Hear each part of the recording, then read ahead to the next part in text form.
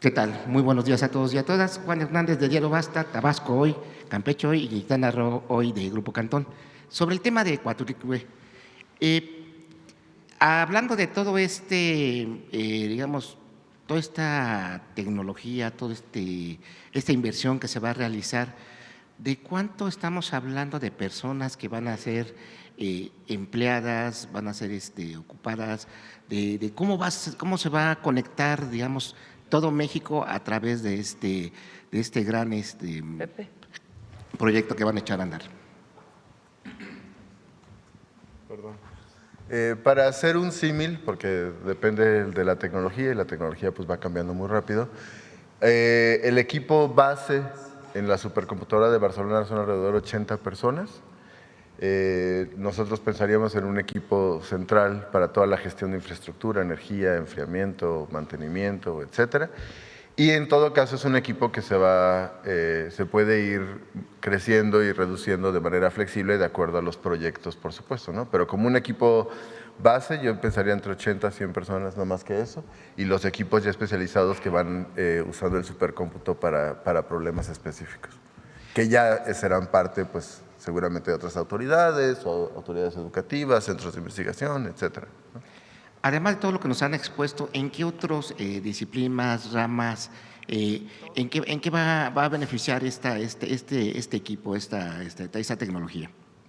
Pues en todo, como dice la presidenta. Es que todo genera datos. Perdón, Imagínense una computadora, la que ustedes usan. Ahora la multiplicas por ¿cuánto? 375,000. 375,000 computadoras como las que se usan normalmente, puestas juntas, procesando al mismo tiempo todos los datos. Entonces, hoy con la inteligencia artificial puede ser muy útil, por ejemplo, para predicción de clima. Nosotros tenemos muchísima información que la computadora que tiene el Meteorológico Nacional pues no tiene la capacidad para procesarla más que en días, meses incluso. Para los evasores fiscales también, porque imagínense la cantidad de información que tiene el SAT. Queremos, por ejemplo, cruzar la información del SAT con aduanas y ahora nos está costando mucho trabajo porque no tenemos la capacidad de cómputo para procesarla. Obviamente que todos los datos personales son resguardados, pero eso nos va a permitir incluso acelerar las aduanas. Hoy, por ejemplo, el papel que trae el SAT y el papel que trae aduanas no se cruzan, cada uno lo trae en papel y es físico. Entonces, para poder cruzar toda esa información de todos los importadores, todos los exportadores, entre el SAT, aduanas, de tal manera que todo sea automático, pues imagínense, incluso el Aeropuerto Internacional Felipe Ángeles puede ser un clúster de carga si tiene la capacidad de procesar esa información. Para salud, para poder saber con los censos de salud, por ejemplo, que estamos haciendo, la información, cuántas personas, si hay problemas de diabetes más en una zona que en otra, poder procesar la información. Y el desarrollo científico, pues hoy está muy vinculado al procesamiento de datos. Entonces, si México quiere estar a la vanguardia de muchos temas, pues necesitamos la capacidad de procesamiento de datos. ¿Qué podríamos hacer? Pues que lo ponga un privado y las instituciones públicas compraran el espacio. No, queremos que sea una supercomputadora pública, es una supercomputadora del pueblo de México, pública. Entonces, ahí se puede procesar toda la información. ¿Quiénes participan?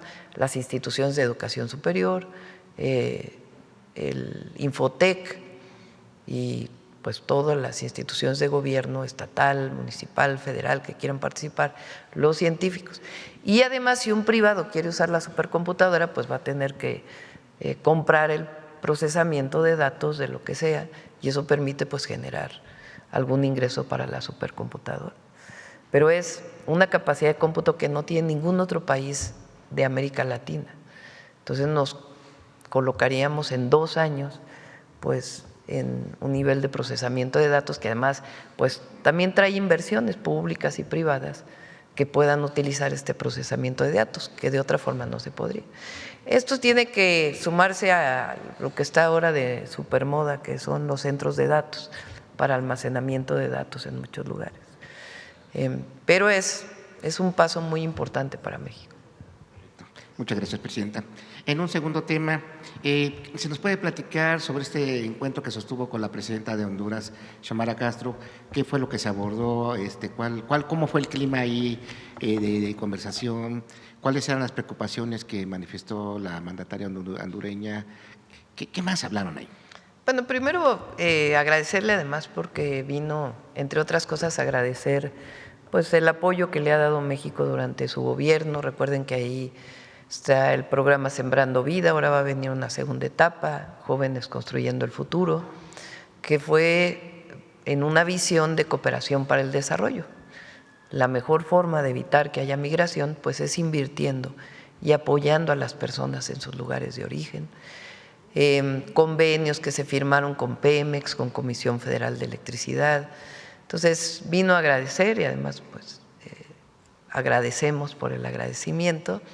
Ellos tienen elección el domingo, hay elección en Honduras el domingo. Entonces le interesaba mucho a ella pues hacernos saber que pues es muy importante que se respete la voluntad popular del pueblo hondureño, que no haya ningún injerencismo, intervencionismo de nadie, que sea el pueblo de Honduras quien lo decida. Un teléfono que por ahí que sigue sonando. Que se respete la voluntad popular. Nos vino a compartir pues su preocupación porque no pudiera ser así. Y yo espero que así sea, que se respete siempre la voluntad de todos los pueblos. Y pues trabajo hacia adelante, ella le quedan 4 meses más o menos de gobierno y quiere cerrar pues estos programas para que Honduras pueda seguir manteniendo esta relación que ha mantenido con México. Es un buen gobierno, fíjense, ella disminuyó la pobreza extrema y disminuyó la pobreza con programas similares a los nuestros, también aumentando salario mínimo, con muchas obras de infraestructura social. Entonces, ha sido, desde mi punto de vista, un buen gobierno y siempre respetamos a todos los pueblos y gobiernos de América Latina, particularmente pues un gobierno progresista como el que hoy gobierna Honduras. 2 últimos temas más, Presidenta. ¿Conocer su opinión referente a una encuesta que publicó de las Heras, que da a conocer datos muy reveladores sobre la marcha del 15 de noviembre? Una de estas revelaciones es de que la gente sabe quién organizó esta manifestación, que fue en este caso, y lo señalan ahí en este estudio, fue la Marea Rosa, y en un segundo punto, que fue un grupo de manifestantes los que iniciaron los actos violentos y que se les pagó para, en todo caso, para provocar y para hacer todo esta situación de violencia que quisieron explotar mucho lo que fue el grupo opositor.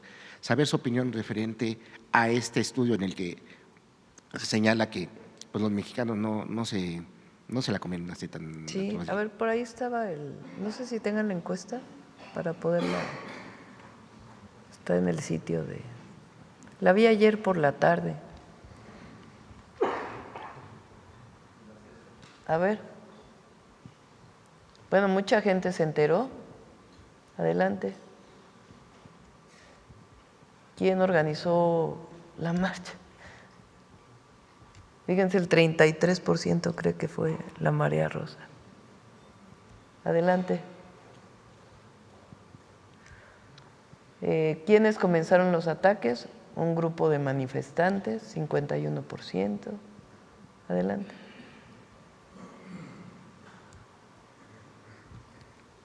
¿Cree que fue pagado para provocar? Ya con eso. Eso es lo que piensa la gente. ¿Qué impresión le da este estudio? Quieren manejar la retórica de que aquí en México se les censura, o sea, es lo que están repitiendo constantemente la oposición. Hay censura, es un Estado totalitario, es realmente… O sea, les duele que esté avanzando México. A ver, lo pongo así, porque también hay algunos que ahora dicen que nosotros inventamos, ¿no? ¿Quién fue a esa manifestación?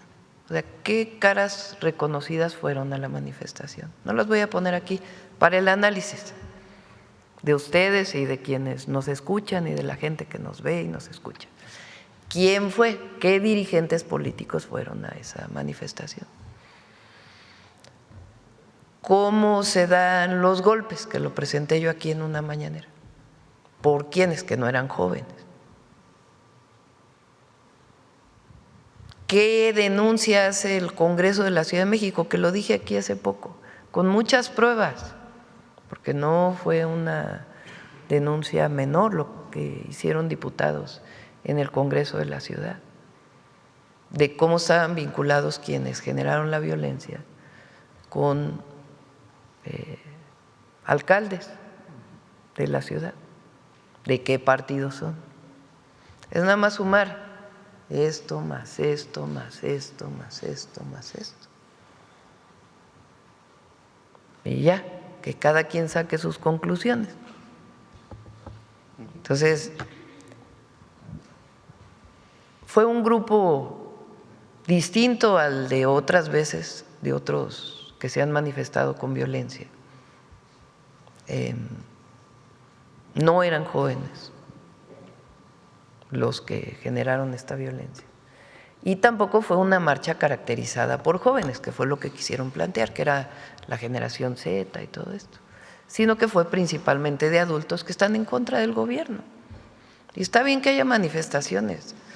Somos un país libre y además respetamos la libertad de manifestación, la libertad de reunión, como en ningún otro país se respeta. Solamente vean las actuaciones de la policía de muchas ciudades del mundo. Entonces nosotros respetamos. Lo que no estamos de acuerdo es con la violencia.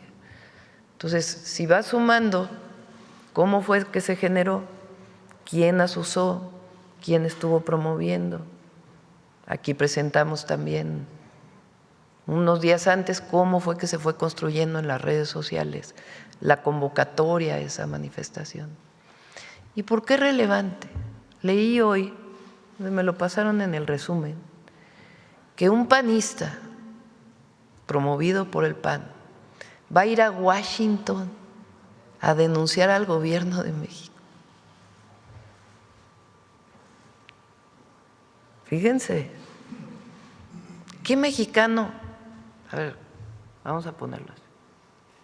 ¿Qué mexicana o mexicano va a denunciar a otro país, a Washington en particular? Además, un invento de cómo se dieron las cosas en una manifestación. ¿Qué opinan ustedes de un dirigente, de un legislador, de un partido de oposición que casi no tiene ya apoyo popular en México y que se va al extranjero, a Estados Unidos, a Washington, a denunciar al gobierno mexicano? ¿Qué opinan ustedes?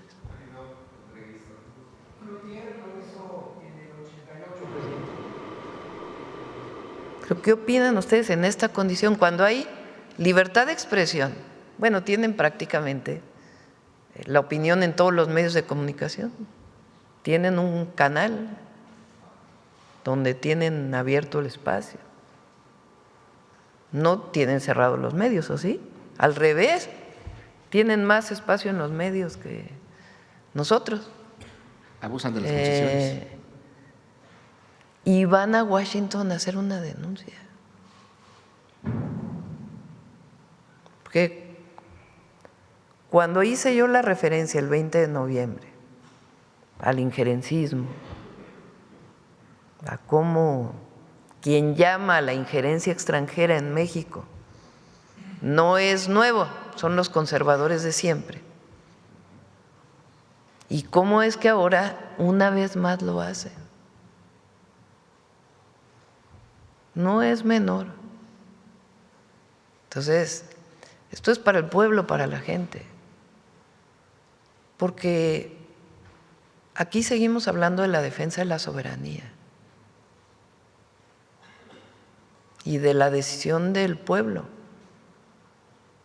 sobre sus gobernantes, y que no vengan del extranjero a decirnos lo que se debe o no se debe de hacer. Entonces, ¿qué opina el pueblo de que un dirigente de un partido, que ahora se llama de ultraderecha, vaya a Estados Unidos a hacer una denuncia pública? Porque aquí, ¿qué tiene cerrados los medios de comunicación o qué? Son representantes populares. ¿Por qué no lo hace aquí?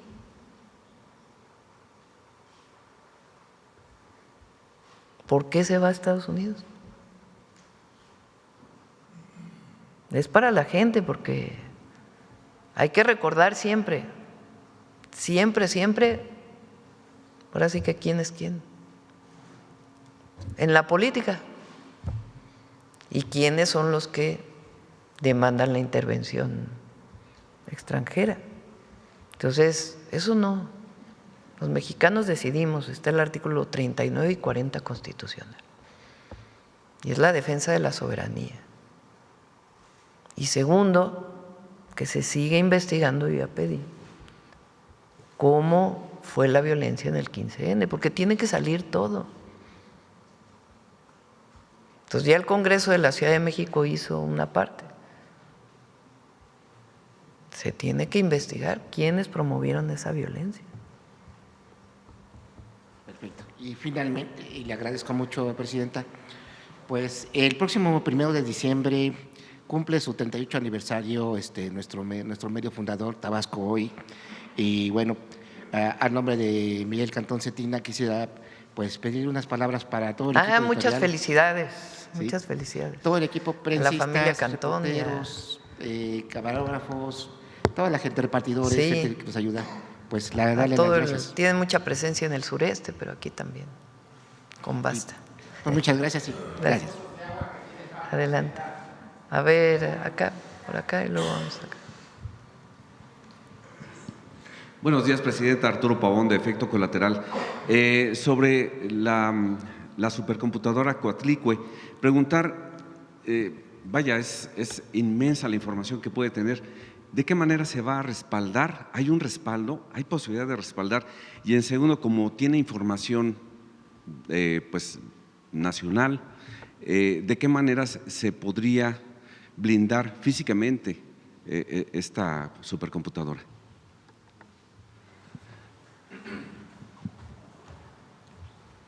Por supuesto, un proyecto de esta magnitud incluye la implementación de mecanismos de ciberseguridad importantes, en los cuales además México, por supuesto, tiene la capacidad con ingenieras e ingenieros. Ahora, una supercomputadora no es… aprovecho la pregunta para explicar quizá la diferencia entre un centro de datos y una supercomputadora, ¿no? En el caso de la supercomputadora, como ya decía la Presidenta, pues son miles y miles, en este caso casi 400,000 computadoras trabajando simultáneamente en el mismo problema. Es un problema de cómputo, ¿no? Realmente una supercomputadora no está pensada, aunque puede, para resolver problemas de almacenamiento. En todo caso, el almacenamiento puede estar en un centro de datos, que es un sistema en el que de manera modular tú puedes usar un cachito para almacenar, otro cachito para hacer cómputo, en fin, está como más fragmentado, no es una computadora que vincule a miles de computadoras para hacer estimaciones simultáneas, ¿no? La información estará resguardada en donde depende, digamos, del proyecto, pero quién es el dueño sustantivo, ¿no? Si es Conagua, por ejemplo, imaginemos, ¿no? Y Conagua tiene un centro de datos, pues ahí está la información y simplemente se hace una conexión para poder hacer los cálculos, ¿no? Si es Semarnat, si es FE, si es Pemex. El gobierno federal tiene un centro de datos importante en Aguascalientes, que también está a cargo de Infotec. En fin, esto más que almacenamiento lo que ofrece son servicios de cómputo. Físicamente, la seguridad, ¿ya se tiene contemplado la intervención de tal vez Guardia Nacional, Marina, Ejército? Pues es una instalación de seguridad nacional, pero pues un paso a la vez, ¿no? Definiremos en enero la ubicación y por supuesto tendrá todos los protocolos de seguridad como amerita un proyecto de este calibre. Muchas gracias. Gracias. Como segunda pregunta, pues ahora resulta que el operador político de la ex candidata prianista Xóchitl Gálvez allá en Tamaulipas, pues es Rogelio García Moreno, ahora es el presidente de los agricultores allá y fue el que encabezó los bloqueos allá en Matamoros, en Tamaulipas generalmente. Y bueno, él dice que es apartidista, pero pues ya salió el peine de que pues están detrás de las concesiones del agua, como usted también lo mencionó ayer. Eso contrasta muchísimo con un evento que tuvo lugar ayer en Puebla. Se hizo la entrega de más de 5,600 apoyos, no económicos, sino en especie, o sea, se dieron pie de crías, se dieron maquinaria, pollos, ¿sí? Vaya, todo para que la gente, los campesinos reales, que sí están marcados por el sol y la labranza, ellos pudieran ya iniciar bien su desarrollo como microempresarios en sus hortalizas, en sus tierras. Entonces, ¿cuál sería su opinión acerca de este contraste?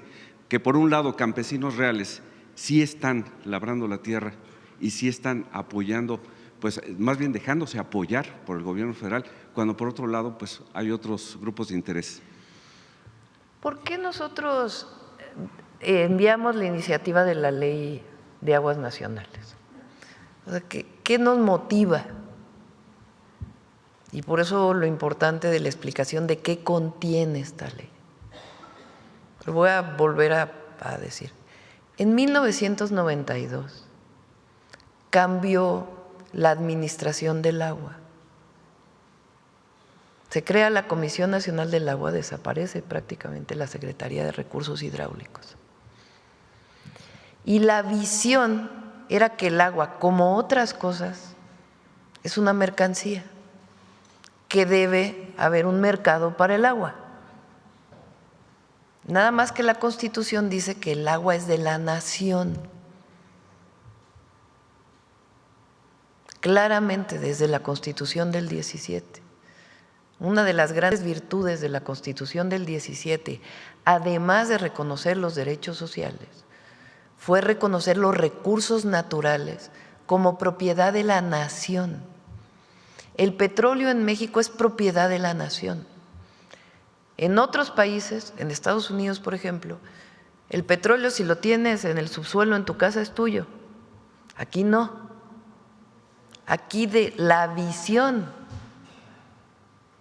de todos los insurgentes es, y además había muchas presiones de empresas extranjeras, es que los recursos, el petróleo, el agua, son de la nación.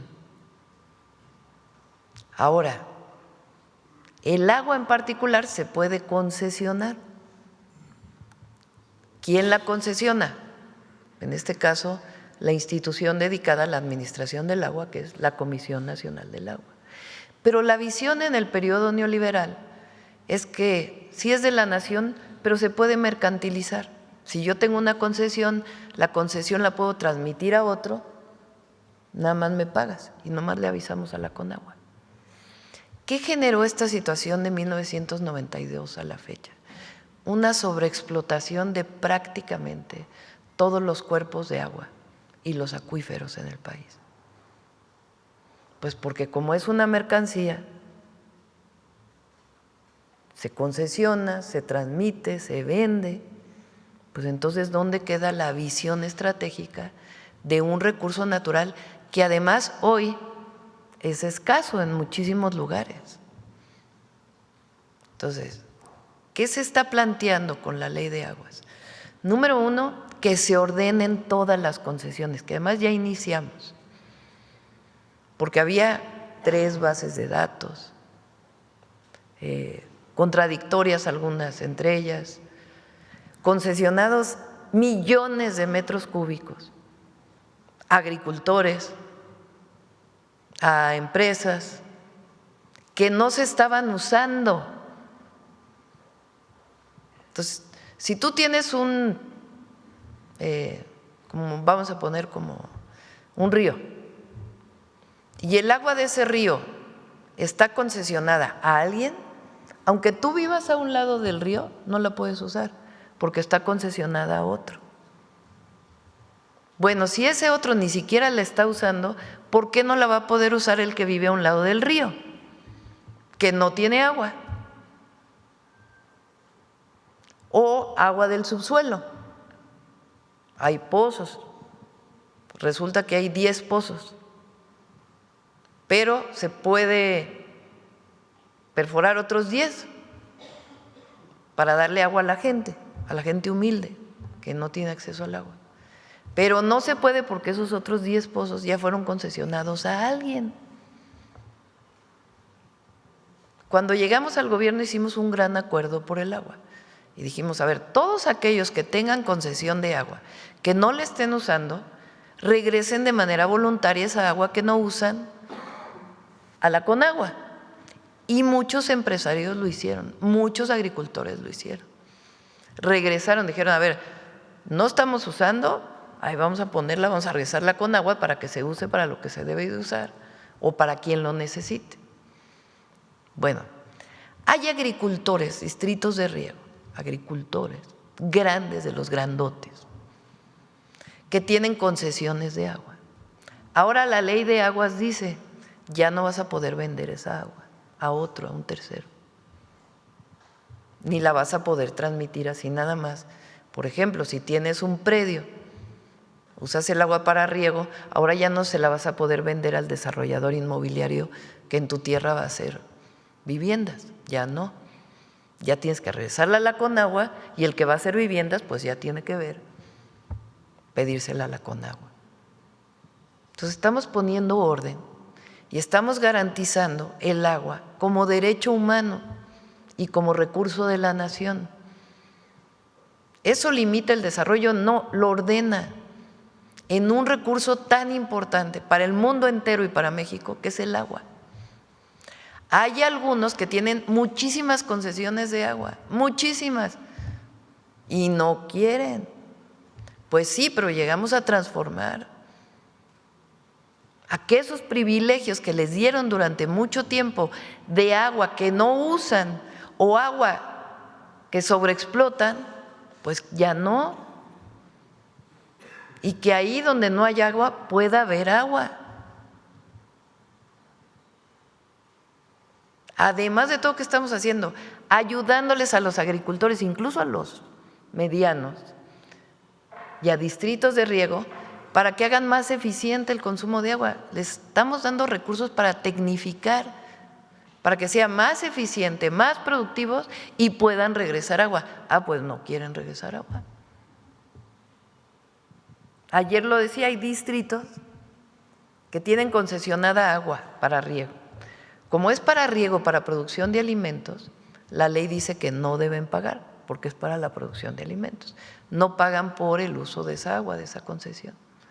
Bueno, resulta que no la usan y la venden a los municipios. Y entonces los ves en sus carrazos, camionetotas, a los agricultores de algunos distritos de riego, porque ganan al año 300 millones de pesos por venderle agua a un municipio. Pues eso no puede ser.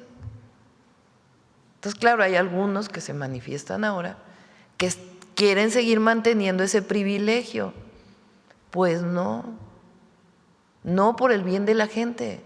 Porque nosotros llegamos a transformar la vida pública para todas y todos los mexicanos y en particular para el que menos tiene. Entonces, por eso es muy importante que pase la ley de aguas. Que a lo mejor tenía un error, tenía otro error, bueno, adelante, pues que se modifique todo aquello que… Ahora están queriendo decir que un ejidatario no va a poder cederle, si tiene un pozo en su parcela, esa agua a sus hijos. ¡Falso! Claro que se puede hacer, pero lo que ya no, pues ese acaparamiento que además se dio. Es más, lo vamos a mostrar aquí en una mañanera. Cómo durante la época de Calderón se dieron un montón de concesiones. Le voy a pedir ahí a Efraín que lo traiga. y quiénes estaban al frente de la Conagua en los estados que ahora se están manifestando.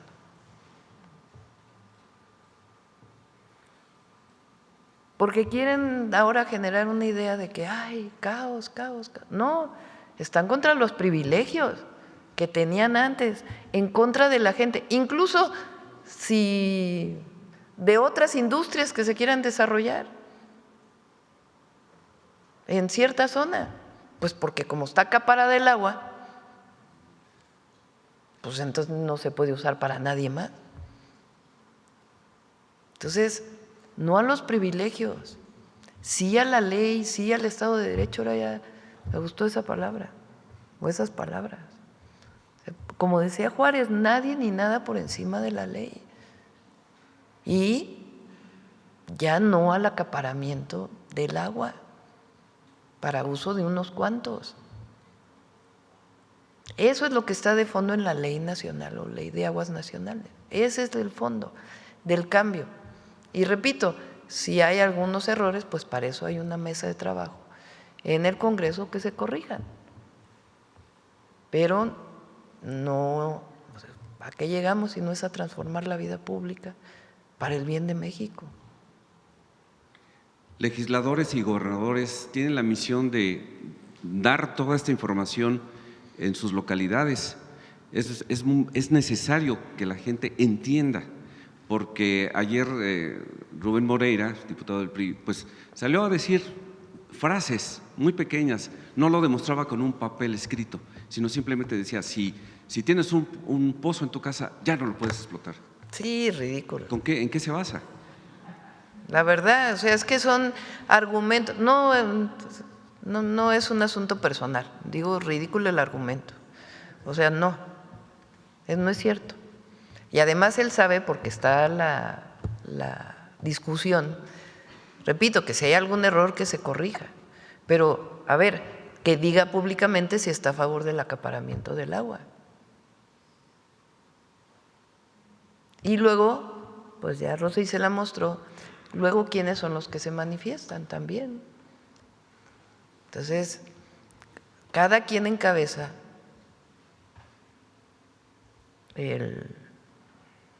la lucha que quiere encabezar.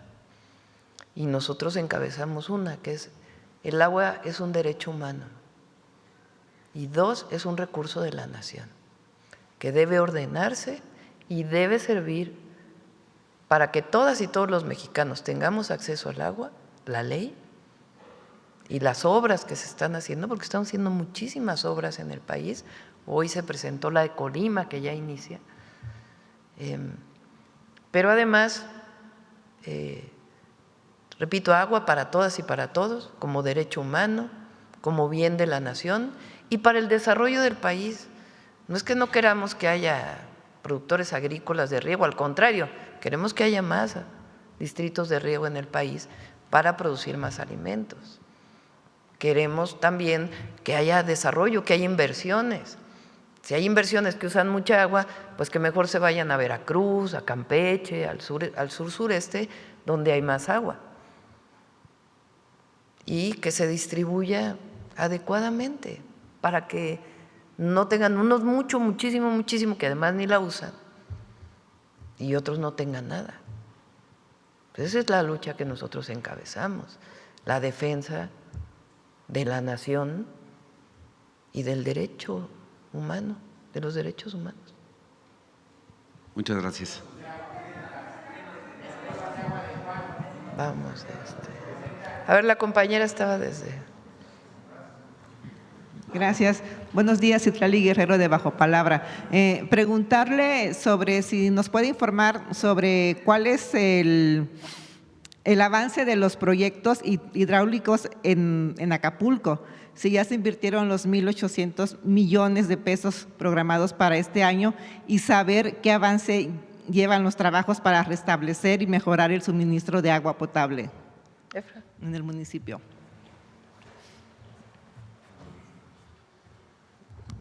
Sí, buenos días.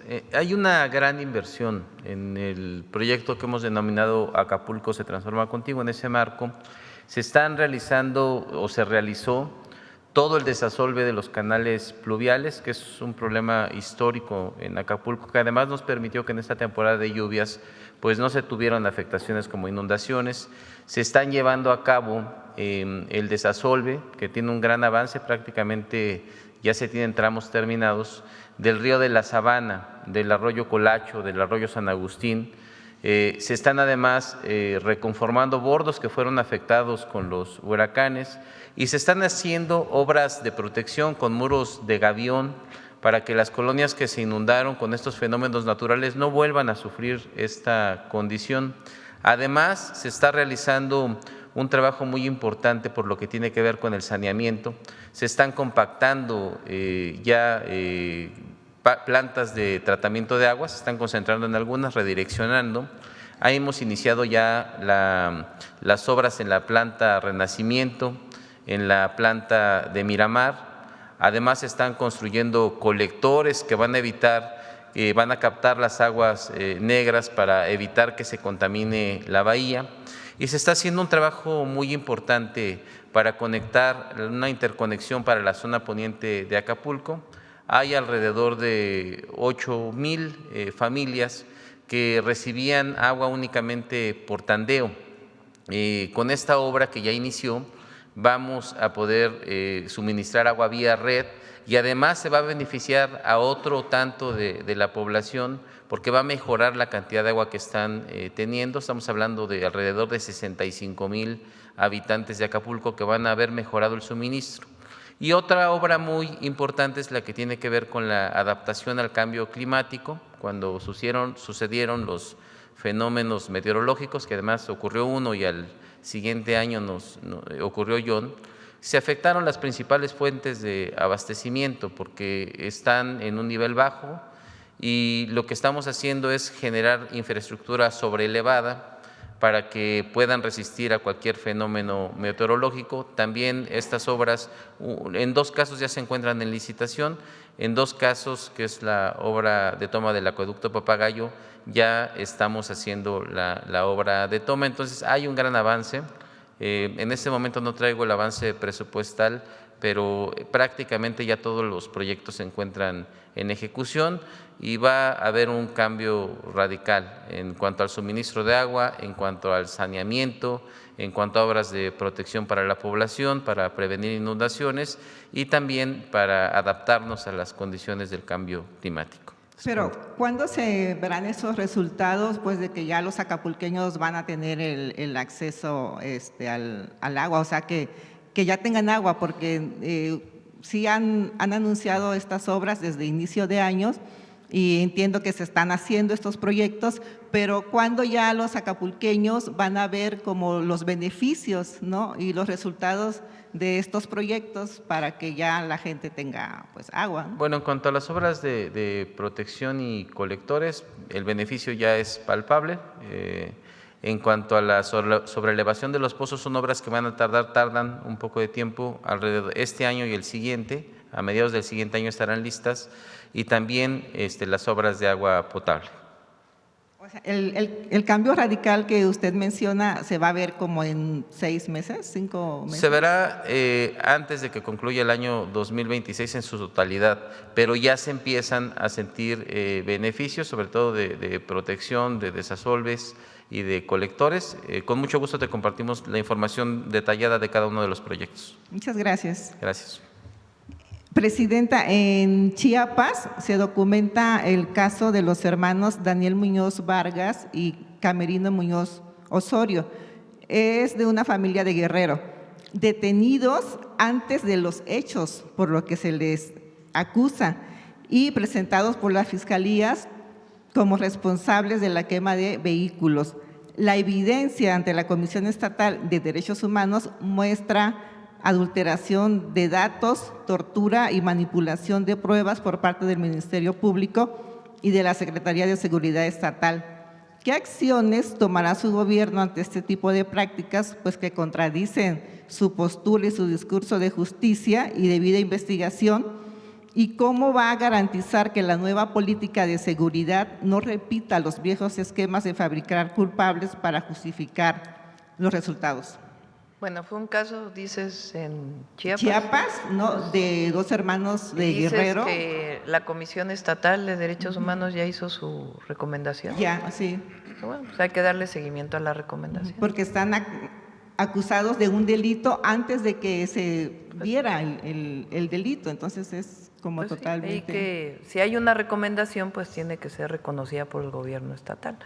Las comisiones de derechos humanos tienen esa responsabilidad y tienen pues abierto para que cualquier persona que sepa que hubo una violación de derechos humanos por parte de la autoridad pueda presentar su queja y se traduce en una resolución de la comisión que hace su investigación, y ahí los gobiernos estatales o federal pues tienen que asumir esa recomendación. Gracias. Ya por último, Presidenta, bueno, ya está como por terminar el año y le quería preguntar sobre los avances del plan de justicia de los pueblos afromexicanos. Usted hace algunos meses dijo que lo iba a presentar aquí, ¿no? Es preguntarle cuáles son esos avances y si tiene considerado que así como este año le dedicó a la mujer indígena, el próximo año se lo pueda dedicar a la mujer afromexicana. El plan de justicia de la zona Musga, de la región Amusga, es el que está más avanzado. El de la región afromexicana, que es justo en la costa entre Oaxaca y Guerrero, principalmente Guerrero, Coajinicuilapa y toda esta zona, estos municipios, está avanzando. Ahí todavía estamos trabajando. Donde más es ahí en la región Amusga, que ya se ha avanzado en infraestructura de salud, otras acciones, créditos para las mujeres artesanas. Entonces sí, lo presentamos aquí cómo va el avance. El año que entra lo vamos a dedicar a Margarita Maza. Son 200 años de su nacimiento. Margarita Maza pues se le conoce por haber sido esposa de Juárez, nada más. Pero ya vamos a hablar aquí de su vida y los sacrificios de ella y de su familia en pues todo el periodo de reforma. Entonces lo vamos a dedicar a ella el próximo año, a Margarita Maza. ¿En algún año tiene pensado? Sí, pues ya dedicarle veremos lo de mujeres afromexicanas. Gracias. Sí, a ver aquí la compañera.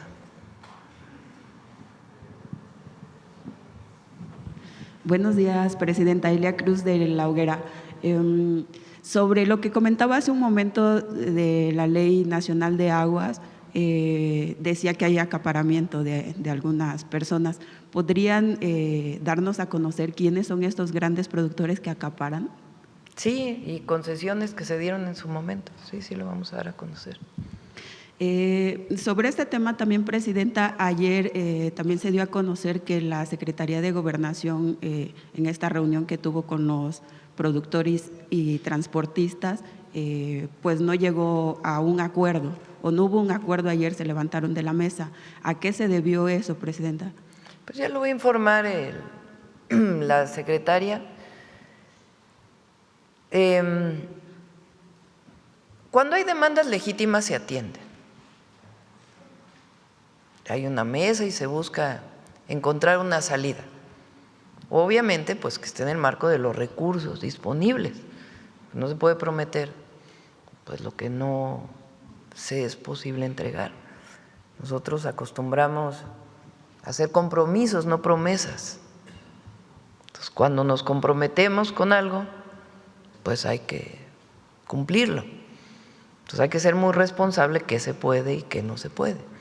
Cuando hay una demanda legítima, pues se busca encontrarle salidas para que se pueda atender. Por ejemplo, en el caso del maíz, pues se buscó algo tripartita, que le entraran las empresas que compran maíz a dar un precio más alto del mercado, que los gobiernos estatales le entraran con algo y el gobierno federal con algo. Y ahí se logró un acuerdo para algunos productores de maíz, que va avanzando en otros estados de la República. ¿Por qué es esto? Pues porque el precio del maíz este año y el próximo está muy bajo. Ya lo hemos explicado en otras ocasiones. El precio del maíz por el tratado se fija en Estados Unidos, en la Bolsa de Chicago. Entonces, y además un maíz distinto, allá pues, principalmente maíz amarillo, mucho de ello transgénico, y acá pues es maíz blanco, criollo, nativo, híbrido en algunos casos, pero es híbrido nacional, semillas mejoradas del maíz originario de México. Entonces, es algo que tenemos que seguir trabajando, evidentemente, pues para que se diferencie el precio del maíz amarillo del maíz blanco, porque maíz amarillo hay mucho más en el mundo que el maíz blanco, que el principal productor de maíz blanco es México y es para autoconsumo. Entonces, como el precio del maíz está muy bajo, pues entonces se está buscando apoyar a los productores. Y se busca, pues dado que no hay suficiente recurso en el gobierno federal, repito, el próximo año son $1 billón a programas de bienestar, a dedicarlo directo a la gente, además de construcción de hospitales, centros de salud, contratación de médicos, escuelas preparatorias, universidades, todo lo que significa, pues, para lo que fuimos electos, para continuar con la transformación. Pues cuando hay una demanda de este tipo, buscamos la manera de encontrarle una salida y que ellos estén de acuerdo. Cuando no tiene que ver con un asunto político para generar algún problema nada más por generarlo, o cuando hay un tema que es la defensa de algún privilegio, pues entonces de todas maneras se les abre la mesa para platicar, pero pues hay cosas que no se pueden resolver. Entonces ya la secretaria de Gobernación y el secretario de Agricultura van a estar informando. Comentaba usted hace un momento que hay demandas que no se pueden cumplir debido a los recursos. ¿Cuáles serían estas demandas que le están? Bueno, pues ellos piden un precio de garantía muy alto para todo el maíz, pues eso no hay suficientes recursos para poderlo cumplir. Entonces, ¿qué hacemos? Buscamos a ver quién es el comprador, que una parte el comprador lo dé más recursos, que hasta ahora hay muchas empresas que han participado en este proceso, otro sea el gobierno, otro que sean los gobiernos estatales. Se busca disminuir, por ejemplo, los precios de transporte, evitar que haya intermediarios, que haya la compra directa del grano, porque a veces el intermediario lo compra a precios muy bajos. Entonces se buscan acuerdos directos entre el productor y el comprador, que en muchos productos se han logrado, para evitar pues el intermediarismo que genera pues todavía un precio más bajo para el productor y que no impacta en el precio al consumidor. Entonces, se busca siempre la manera de apoyar y sobre todo pues a los pequeños productores.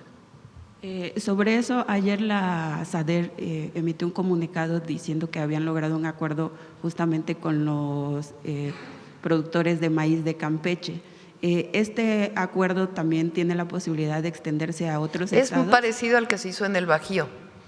O sea, es un acuerdo en donde hay una parte del gobierno del estado, otra parte de las empresas que compran el maíz para hacer harina principalmente, y de nosotros, del gobierno federal. Entonces buscan acuerdos que ayuden sobre todo al pequeño productor. Pero digamos, otros estados también serán beneficiarios, por ejemplo, productores como Guerrero, Esa mesa Morelos. de trabajo está abierta todo el tiempo, Okay. con todos los estados. Por eso yo ayer dije, ¿para qué toman una carretera si está abierta la mesa de diálogo? Nosotros también nos manifestamos muchas veces.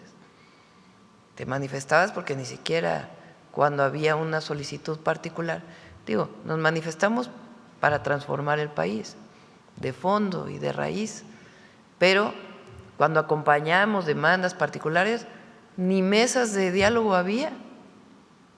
Aquí está la mesa de diálogo abierta, se está buscando alternativas y de todas maneras, pues, toman una carretera. Y es donde yo digo, pues, ¿qué los mueve a tomar una carretera si están en una mesa de trabajo donde se están buscando alternativas? En el tema de seguridad que demandan los transportistas, ¿ahí ya han logrado un avance? Ayer puse la gráfica de cómo disminuyó el robo en carreteras. Tenemos que seguir avanzando. No es cero, es cierto, no es cero, pero hemos avanzado y estamos avanzando más. Hay un programa especial de la Guardia Nacional donde la Guardia se reúne con transportistas. Es relevante, fíjense, que de los transportistas, cerca de 9 asociaciones sacaron comunicados diciendo que ellos no eran quienes estaban cerrando y que había mesas de diálogo y que se va avanzando y quieren que se avance más, pero que hay mesas de trabajo. ¿Para qué sirven las mesas de trabajo en seguridad? Bueno, pues ellos denuncian, los robos están aquí, están acá, están en este otro lado. ¿Qué hacemos nosotros aparte de la vigilancia de la Guardia Nacional? Por ejemplo, en la México-Querétaro, en la México-Puebla, se abrieron a lo largo de los años brechas que van directo a la carretera o caminos que van directo a la carretera porque se rompió el flex beam o se movió la… Flex beam son estas, bueno, así se le dice en inglés, perdón el anglicismo. Las barreras estas de contención que están pintadas de negro con blanco. O hay otro tipo de barreras de concreto que movieron. Entonces, quien asalta, pues se mete por estos lugares, asalta y se regresa. Y ya después se van a otros lados. Entonces, lo que está haciendo es cerrando todos esos lugares que estaban abiertos para evitar y que la única entrada a las carreteras de cuota pues sea entrada y salida, punto, ningún otro lado. Entonces está trabajando en eso, nos informan, los asaltos están en este lugar, bueno, pues se trabaja para evitar que haya estos asaltos o la investigación para que haya las detenciones que tenga que haber. Entonces hay mesas de trabajo, 9 creo que son 9, que publicaron que estábamos trabajando y hay una asociación que dijo que no. Entonces, esa es la disminución del robo en carreteras y hay que seguir, porque hay otras que no se denuncian.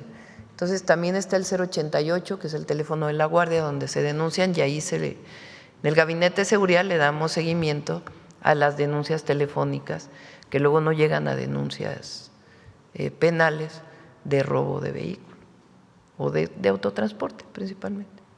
Gracias, Presidenta. En otro tema, la marcha de ayer de mujeres a favor de la erradicación de la violencia, pues fue pacífica, aunque no con la misma convocatoria que las pasadas. ¿Cuál es su opinión al respecto? Bueno, más bien ahí habría que preguntarle a las convocantes, ¿no? Yo creo que hay un reconocimiento de que hay un gobierno que está trabajando por las mujeres. Y como vimos ayer, es un tema en donde no hay diferencias. Trabajamos juntos con todos los gobiernos de los estados. Y nuestro compromiso es seguir trabajando para la erradicación de la violencia contra las mujeres. Y qué bueno que fue pacífica, que no hubo problemas. En otro tema, Presidenta, el viernes pasado se dio a conocer que se detuvo a 7 escoltas del alcalde asesinado de Uruapan, Michoacán, Carlos Manso. ¿Qué información tiene, qué información le ha dado el gabinete acerca de esta detención? ¿Hay indicios de que ellos estuvieran involucrados en el homicidio? Tiene que contestarlo el Gabinete de Seguridad. Yo en estos casos prefiero que sea o la Fiscalía de Michoacán, que es quien hizo las detenciones, o directamente el Gabinete de Seguridad que está colaborando sobre el avance de casos tan relevantes como el de Carlos Manso, alcalde de Uruapan. Sobre este mismo tema, Presidenta, ¿cuál es su opinión acerca de las declaraciones que emitió ayer el senador de Morena, Gerardo Fernández Noroña, acerca de la nueva alcaldesa y viuda de Carlos Manso, que dice que le está ganando la ambición y que ha decidido tener una posición de ultraderecha fascista? Yo creo primero que en estos casos hay que hay que respetar primero, ¿no? O sea, la esposa del alcalde, hoy alcaldesa de Uruapan, pues, no está pasando por un momento fácil, ¿no? Acaba de perder a su esposo. Entonces yo creo que en esa parte pues tiene que haber pues una sensibilidad para empezar. Ya si hay un asunto de debate político, bueno, pues ya es otro tema, ¿no?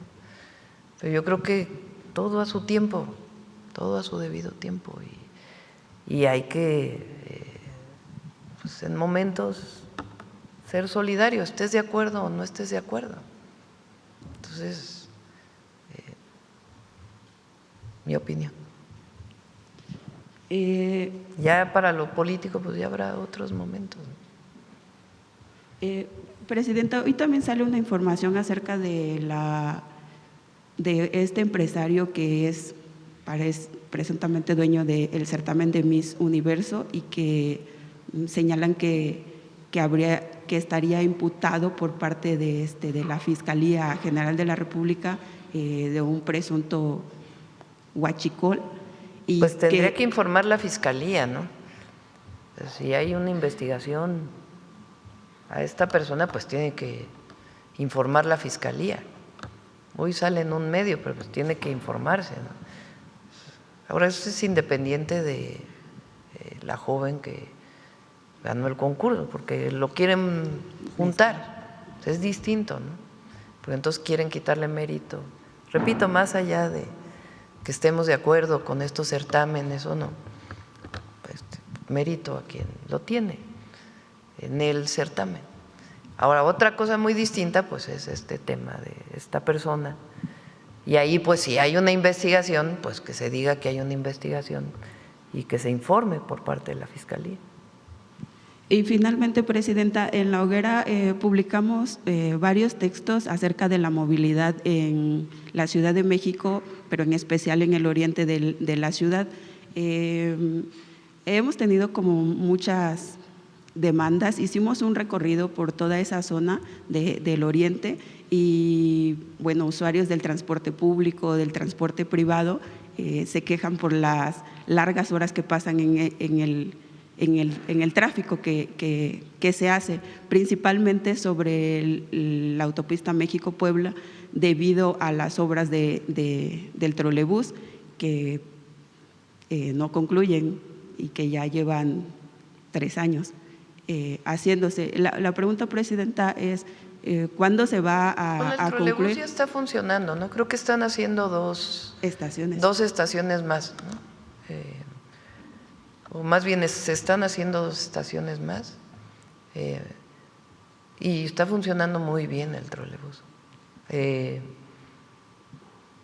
Es un proyecto muy bonito, porque es un segundo piso donde van trolebuses, transporte eléctrico, se toma en Chalco o las distintas municipios, y puedes hacer la transferencia en la línea A del metro, o te sigues hacia Ermita Iztapalapa y llegas a la transferencia de la línea 7, creo que es esa, ¿no? La de Constitución de 1917. La 8, la línea 8, Constitución de 1917. Y de ahí te puedes mover en metro por toda la ciudad. Y ya tiene, o sea, te puedes seguir incluso en el trolebús hasta Mixcoac. Entonces, está funcionando, por lo que me han informado, muy, muy bien. Y bueno, ya el tema del tránsito sobre la Puebla y Zaragoza, ¿no? Que sí. Se tiene ahí que, y vamos a ayudarle a la jefe de gobierno a mejorar la línea A del metro. La línea A del metro va sobre Zaragoza. A todos los que me oyen desde otros estados, pues es que fui jefa de gobierno, por eso me la sé. La Zaragoza, calzada Zaragoza, que es por la que entras de la México-Puebla. La México-Puebla puedes irte hacia Ermita o puedes irte hacia Zaragoza. Y Zaragoza pues es una avenida que es así. ¿Por qué es así? Pues por los hundimientos diferenciales que hay en esa zona de la ciudad por la sobreexplotación del acuífero. Entonces, eso ha generado problemas en la línea A del metro. Entonces vamos a ayudar, y entonces va muy despacito la línea A.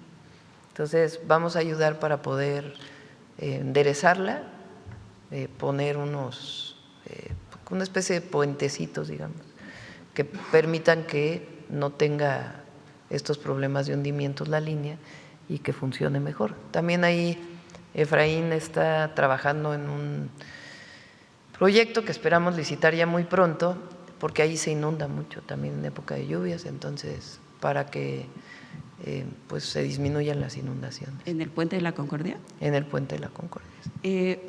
Una de las demandas que nos hacían ver ese día que hicimos los recorridos era que no solamente era que sí funciona el trolebús, sino más bien para el servicio que va sobre la autopista y el confinamiento que se está haciendo de ese espacio que detiene el tráfico y deja a muchas personas varadas durante al menos 40 minutos en un tramo de solamente 5 kilómetros. Entonces, por eso preguntaba cuándo se terminará. A Jesús Esteva que pueda informar. Es una obra que está haciendo el gobierno del Estado de México, pero bueno, vamos a pedirle a Jesús que pueda informar, Jesús Esteva.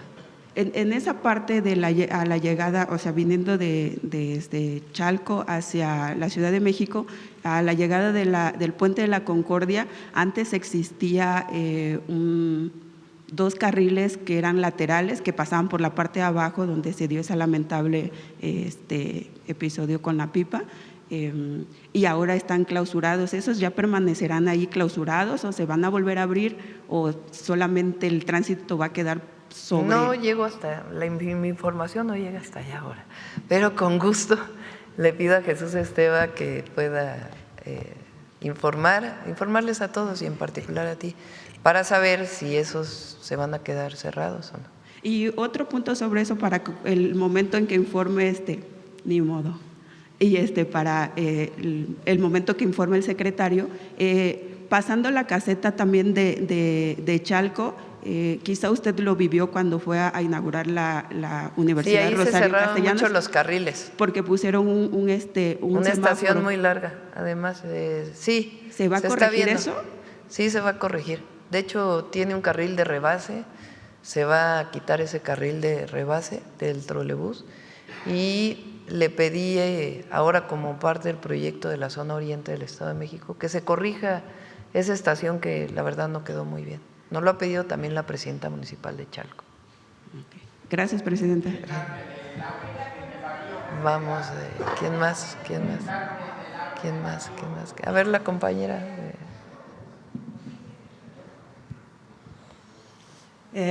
Buenos días, Presidenta. Anne Viñas de Le Monde. Ahora que la ley en materia de desaparición forzada fue reformada con la creación de nuevas bases nacionales de información, el Gabinete de Seguridad podría publicar el número de personas desaparecidas como lo hace con los homicidios, para saber si hay aumento, si hay una disminución y cuántos ha sido localizada. Sí, es algo que vamos a informar pronto, me lo han preguntado varias veces, que es importante que sepan y porque se están revisando bien las bases de datos. Lo he explicado en otras ocasiones y lo explico nuevamente. La antigua ley establecía que hay una plataforma más allá de las fiscalías que tienen las comisiones de búsqueda, donde uno puede reportar ahí una persona desaparecida. ¿Qué nos encontramos? Que esos reportes de esa plataforma, muchos de ellos no están completos, incluso en algunos casos ni el nombre completo de la persona está. Viene su primer nombre, no vienen los apellidos, no viene contacto, no viene dirección, no viene dónde desapareció y sin embargo se contabilizaba como una persona desaparecida. Entonces, lo primero que estamos haciendo, como la ley decía que había que mantenerlo, pues es decir, con la antigua ley, estas eran las bases de datos que estaban en la plataforma y ese cruce con las fiscalías estatales, ¿cómo es? ¿Cuántas de ellas tenían realmente carpeta de investigación o al menos registro en un ministerio público? Entonces, justo la supercomputadora nos ayudaría a que eso fuera más rápido. Pero bueno, tener la información de los ministerios públicos estatales, de las comisiones de búsqueda estatales, eso ha llevado un poco de tiempo, pero va avanzando. Entonces, para poder informar de todos los registros que estaban en la plataforma, estos tenían datos completos, estos no tenían datos completos, de estos que no tenían datos completos, que sí tenían, que no tenían, para que haya total transparencia. Esa es una primera parte. Lo segundo es cuánto de ello tiene carpeta de investigación. Si hay una persona desaparecida, ¿quién denunció directamente ya al Ministerio Público para que se abra una carpeta? Y son distintas. Entonces, que podamos informar cuántas carpetas de investigación hay. La nueva ley lo que nos faculta es que pueda haber búsquedas administrativas de esa información. Eso está ayudando mucho la Agencia de Transformación Digital. Entonces, de las personas desaparecidas, por ejemplo, ya podemos preguntarle al INE, como pregunta, ¿esta persona que está reportada como desaparecida hizo algún trámite de credencial de lector posterior a su desaparición? Y el INE nos contesta sí o no. Si contesta que sí, entonces pedimos a la familia, si es que se contacta a la familia, si podemos tener acceso al dato de la dirección, y va y se busca a la persona en la dirección. Eso por un lado. Entonces esa parte ha tenido su complejidad, pero lo estamos atendiendo. De los datos nuevos de personas desaparecidas, la nueva ley establece claramente que si son ciertos días es no localizada, si son otros días ya es desaparecido, y si es desaparecido tiene que haber carpeta de investigación. Entonces, toda esa parte es lo que nos ha llevado un poco de tiempo para poderlo presentar. Las fiscalías no reportan diario si hay casos de desaparecidos, y si lo reportan, pues tiene que haber un tiempo para que sea no localizada, que haya la alerta y que después ya se considere como persona desaparecida. Y de esas, ¿cuántas estarían vinculadas con algún asunto de la delincuencia organizada? Entonces, antes de que termine el año se va a dar la información, y no la hemos dado precisamente por eso, porque queremos ser muy claros en la información previa y la información actual de cuántas personas hay, además de todo el trabajo que se está haciendo para pues evitar que haya cooptación de jóvenes por parte de la delincuencia organizada. Sí, era la siguiente pregunta, porque la política social y educativa para que los jóvenes no ingresen al narcotráfico, como México lo está haciendo, es recomendado por organismos como la ONU, pero cuando los jóvenes son obligados a trabajar para la delincuencia organizada, como se sabe que ocurre con el reclutamiento forzado, ¿qué se pretende hacer ahí? Se sabe, por ejemplo, que las redes criminales usan las redes sociales como con falsas ofertas de trabajo, que buscan también estudiantes de algunas carreras técnicas. Entonces, ¿qué se pretende hacer para ellos? Está el nuevo Sistema Nacional de Inteligencia e Investigación nos permite tener mucho más acceso a estas plataformas de cooptación, bajar las páginas, hablar incluso con las plataformas digitales. Se han bajado muchas, ¿no? Pasamos el dato de cuántas se han bajado, y además se está trabajando en el alertamiento, que tiene que ver también con las nuevas leyes. Por ejemplo, que en todos los no se llaman CETRAM, sino las estaciones de transporte foráneo, interurbano, cuando vas a comprar un boleto de camión para ir a otro lugar, en algunos estados en particular donde sabemos que pueden haber riesgo de cooptación de algún grupo criminal, ahí se está obligando a las empresas a que reporten y que tengan información de quién va, que se pida la credencial de lector necesariamente para poder subir un autobús, en fin, varias medidas de alertamiento para que si hay el reporte de una persona no localizada, pues de inmediato se alerte todo el país para que pueda ser localizado en determinado punto. También la nueva ley nos permite que se pueda acceder a datos privados en caso de que un juez lo solicite. Entonces, y que esté conectado con esta plataforma de información. También está ya trabajando la Comisión de Telecomunicaciones, la nueva comisión, en nuevas reglas para no, para que la compra de los chips de los teléfonos se tenga que dar la identificación, que ya está en la ley. En México, creo que de ningún otro país del mundo tiene esta facilidad como hay en México, de que puedas comprar un chip en una tienda y que no tengas que dar tu nombre. Y entonces lo usa la delincuencia para estar cambiando sus chips y poder hacer extorsiones y otras cosas. Ahora ya no se va a poder hacer eso. Y lo guardan las telefónicas, la información, y después a solicitud puede, de una desaparición o de una extorsión, lo puede solicitar la Secretaría de Seguridad. Entonces, todo esto lo estamos haciendo para evitar, y además escuelas, universidades, centros de alto rendimiento y algunas otras acciones para que los jóvenes ni piensen acercarse a un grupo criminal. Y otro tema, Presidenta, usted sabe que hay indicios muy fuertes de que el caso de Hugo Alberto Wallace fue fabricado. La confesión de Juana Hilda ya quedó sin efecto por la Suprema Corte y era la única base de la acusación. La Fiscalía tendrá que retirar la acción penal, además que hubo tortura en la oficina de la Fiscalía. Eso lo dijo la Comisión Nacional de Derechos Humanos y también la Suprema Corte. ¿Por qué la Fiscalía no desiste de la acción penal y abre una investigación sobre el actuar de sus funcionarios en la época de Calderón? Pues tiene que contestarlo la Fiscalía. Ok, porque quienes han investigado este caso, y no me refiero nada más al trabajo de Ricardo Rafael, sino también a la Comisión Nacional de Derechos Humanos, la Suprema Corte, la Defensoría Pública, todos son instancias públicas financiadas por el Estado para garantizar la defensa de los derechos humanos, y no se toma en cuenta sus informes, que son de cientos de páginas y que señalan la fabricación del caso y las violaciones graves como la tortura. Tiene que contestar la Fiscalía. Ok.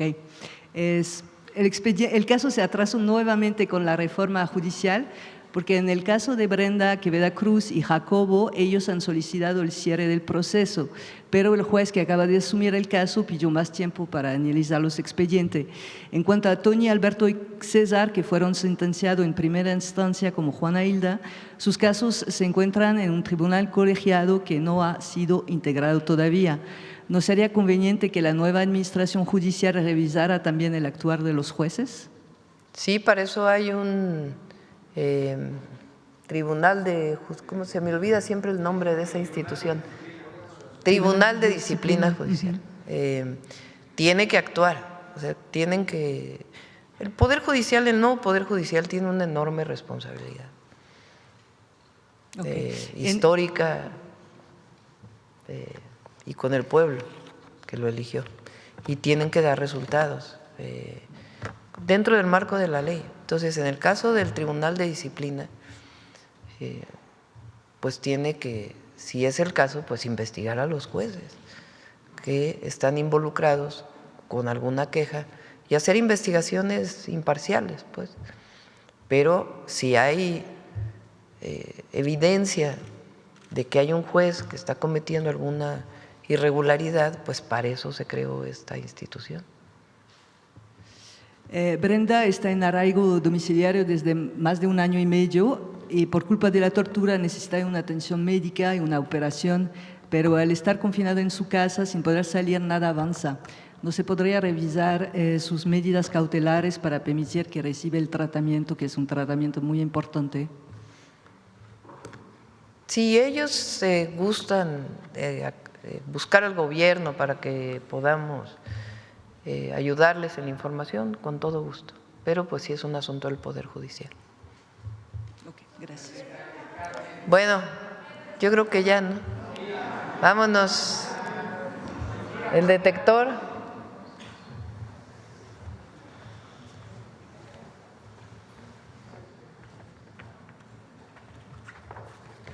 Con su permiso, Presidenta, buenos días a todas y todos.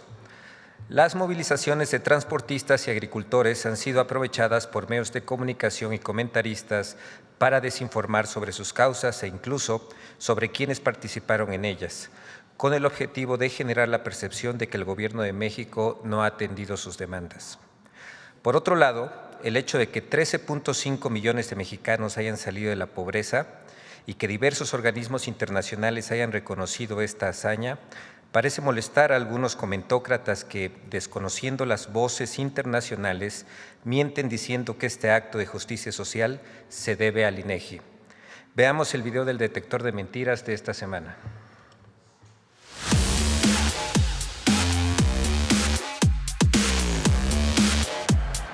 Mentiras sobre los bloqueos carreteros y el falso desabasto de medicamentos son algunas de las noticias falsas que el detector de mentiras localizó esta semana. 1. Mentiras sobre los bloqueos carreteros el 24 de noviembre. El 25 de noviembre, medios impresos, electrónicos y digitales publicaron 59 notas de los bloqueos en carreteras registrados el 24 de noviembre, de las cuales 16 contienen información falsa. En los 6 principales periódicos de circulación nacional, 14 columnas abordaron el tema de los bloqueos, de las cuales 5 contienen falsedades. A. Bloqueos a carreteras fueron por falta de atención a las demandas de agricultores y transportistas. Este lunes, ambos bandos bloquearon 29 puntos en al menos 20 estados. Exigieron a la presidenta Sheinbaum que los atiendan y que cumplan las demandas que les plantearon desde hace meses. El origen de las protestas es muy claro. Los transportistas piden a gritos seguridad y los campesinos exigen precios justos, básico, que a los productores de maíz les alcance para las tortillas. ¡Mentira! Durante las últimas semanas se han realizado más de 200 reuniones entre autoridades federales y productores para atender sus inquietudes y avanzar en acuerdos, entre los que se encuentran el aumento al precio de garantía del maíz y frijol, así como un precio mínimo para la exportación de tomate fresco.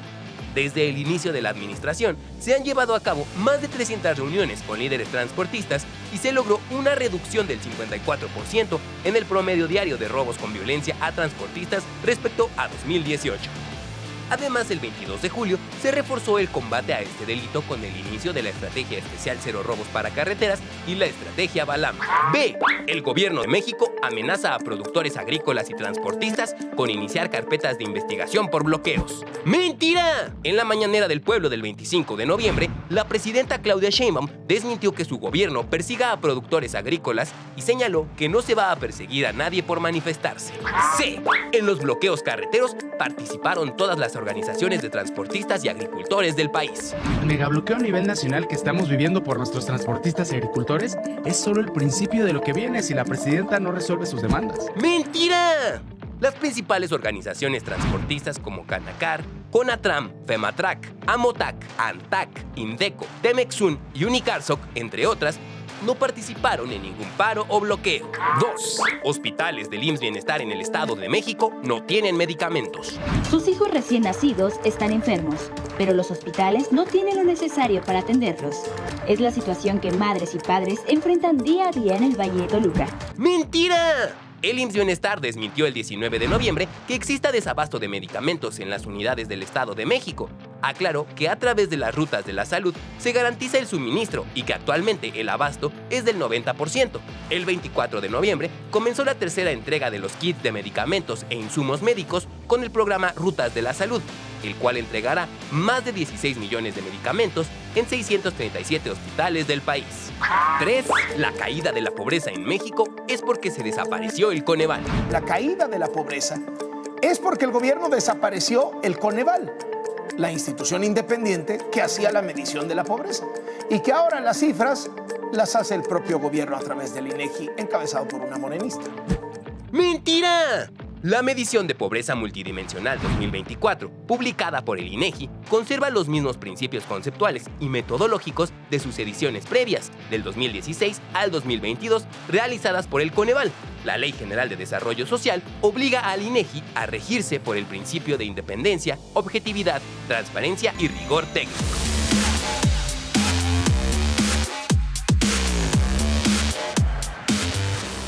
Gracias, presidenta. Buen día. No, yo creo que no. Todavía estamos en la definición de dónde van.